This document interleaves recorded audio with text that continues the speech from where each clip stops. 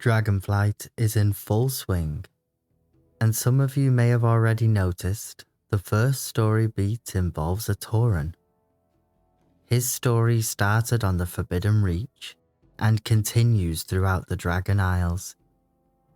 His name is Kurog, and he is of course a Grimtotem. This antagonistic tribe of Tauren have been a side threat since World of Warcraft's inception. Let's look at their manipulative and bloodthirsty history, how their leader Magatha could have set these events in motion right under our noses.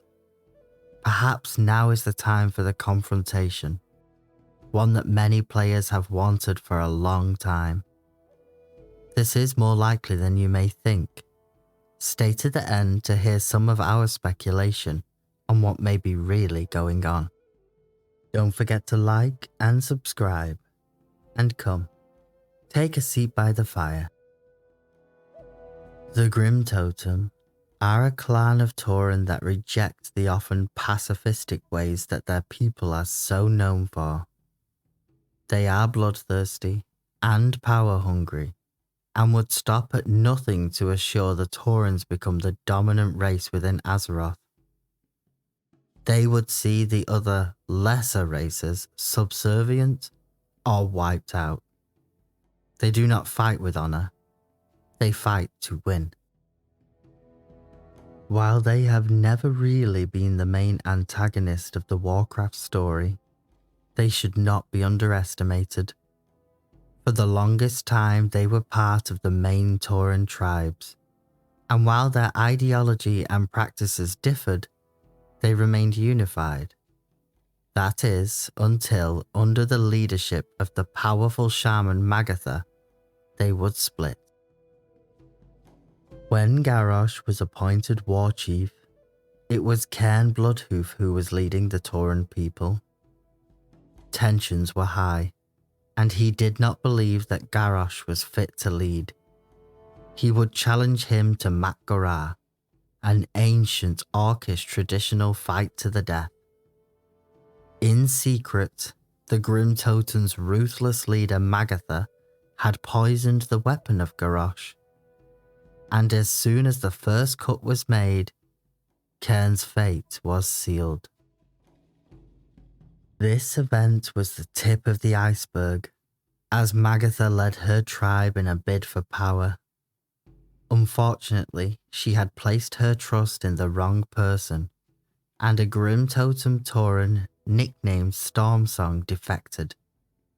He warned Bane of the coming attack, and supported him as he fought for his mantle of chieftain, even honouring his word long after the fact.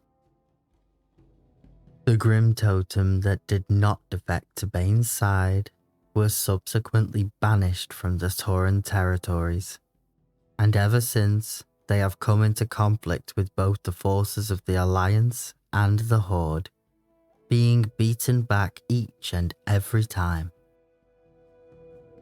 Magatha's dark schemes never really came to fruition, thankfully. Well, until now.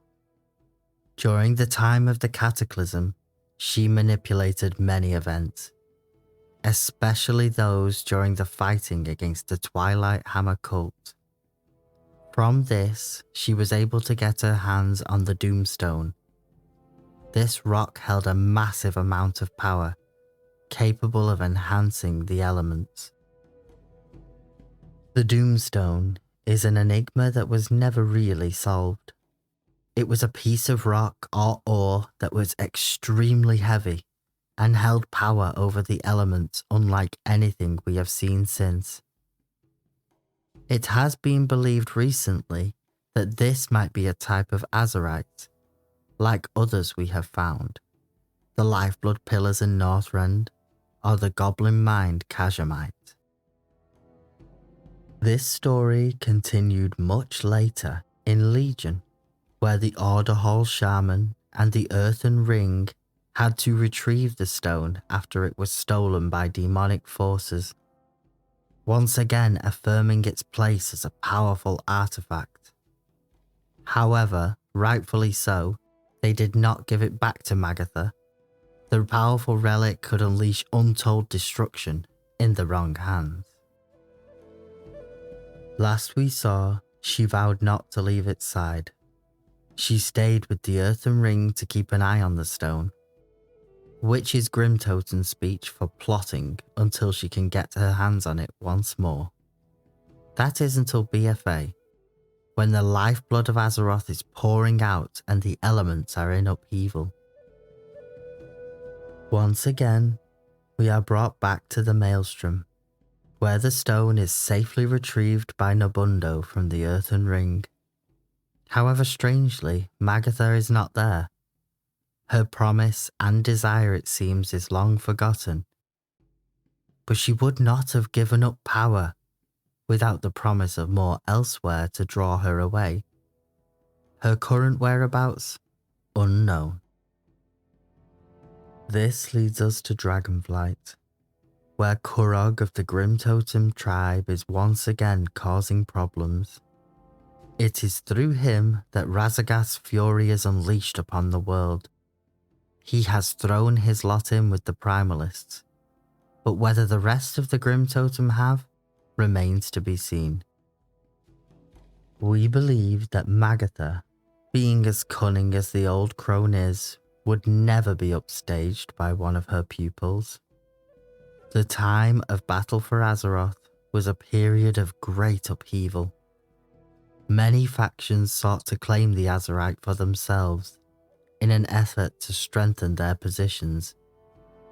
It was in this desperate search that Magatha stumbled upon an ancient and terrible elemental power. The surges of magic had weakened a prison, just enough that they could call out, a faint and foreboding whisper that could be heard by those in tune with elemental forces. Just like the trinket that drops tells us, the whispering incarnate icon. This was the ancient stirring dragons. They made a deal with Magatha, freedom for power and a place by their side, a promise offered to all mortals who would serve. Sending Kurog to free Razagath was the first step in a grand design long in the making. Her prison was the one most weakened by recent changes, and it is through her power the other ancient ones will be freed. However, the Incarnate's true horror is what they plan to do next.